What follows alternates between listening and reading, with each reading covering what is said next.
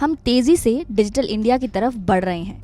Digital होती दुनिया में पैसों का लेन देन भी तेजी से डिजिटल हो रहा है।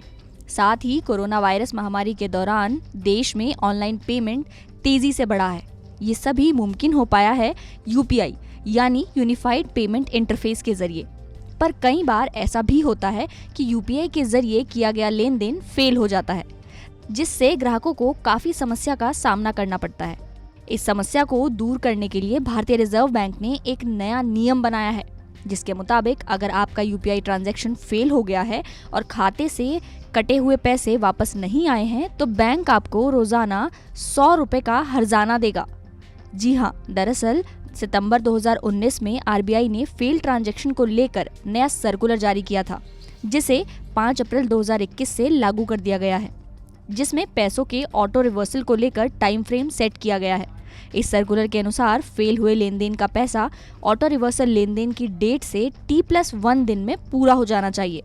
आसान भाषा में कहें तो मान लीजिए आपका ट्रांजैक्शन फेल हुआ है तो उसके अगले कारोबारी दिन तक खाते में पैसे वापस आ जाने चाहिए। अगर ऐसा नहीं हुआ तो देरी के लिए बैंक आपको रोजाना 100 रुपए मुआवजे के तौर पर देगा। अब बात आती है कि ट्रांजैक्शंस फेल क्यों होती हैं। दरअसल ट्रांजैक्शन फेल होने की कई वजह हैं, जैसे कई बार लिमिट से ज्यादा ट्रांजैक्शन कर लेने की वजह से ट्रांजैक्शंस फेल हो जाती हैं। इसके अलावा पेमेंट सेशन पेज का टाइम पीरियड खत्म हो जाने की वजह से भी ट्रांजैक्शंस फेल हो जाती हैं। साथ ही खाते में पैसा कम होने या फिर गलत पिन नंबर डालने से भी ट्रांजैक्शंस फेल होने की दिक्कत आती है।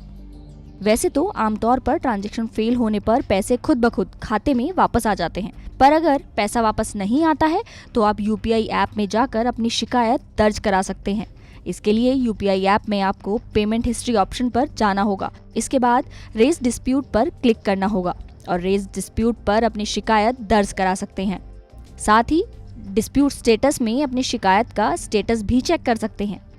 और अगर शिकायत के बावजूद बैंक की तरफ से कोई रिस्पांस नहीं मिलता है तो आरबीआई के डिजिटल ट्रांजैक्शन 2019 के ओम्बड्समैन स्कीम में अपील कर सकते हैं।